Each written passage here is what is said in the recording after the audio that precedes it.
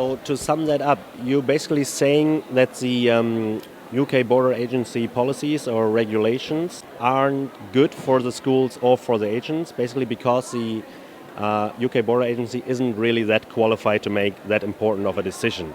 So if we look at the schools right now, and if they want to change it in the future, what can they do?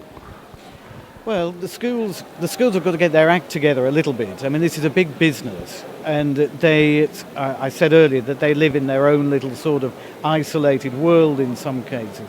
They don't have a real strategy. They don't acknowledge the extent and size of the business, which is worth to the UK £15 billion a year. This is an enormous business and a great export industry for the UK. And what the schools need to be doing collectively is arguing the point with the UKBA rather than passively accepting what they're doing.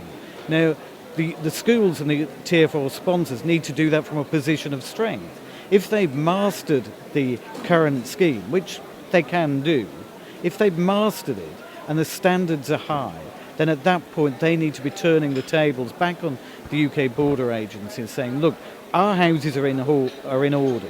We know what we're doing. We can make sure that only the right students are coming through.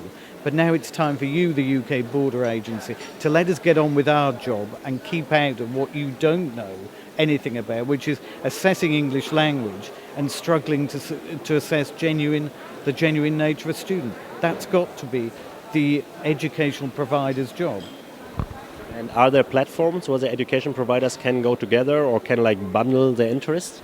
Yes, they do. I mean, there's organisations for independent schools, for further education colleges, but they're very fragmented and there's no real overall leadership from it. Certainly not what I see. I've seen over 100 schools in the last 12 months and I don't see any of this leadership coming through. Certainly in other industries where the volume of business is at such a high level, you see representation a much more coordinated way than it is at the minute. And take any industry other than this one, and you can see the lobbying and those organisations that are actually trying to push for change are working far more effectively. And I think this is partly because the schools, particularly independent schools, who I think do an absolutely superb job, but they have no strategic planning as such. And as soon as the industry wakes up to the fact that it is big business, as well as looking after the futures of children, then I think that's when it'll make progress.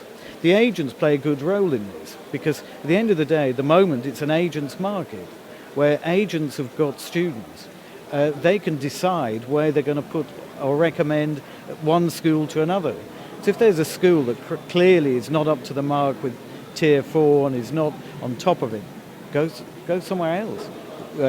Agents can mould this themselves by where they direct their students.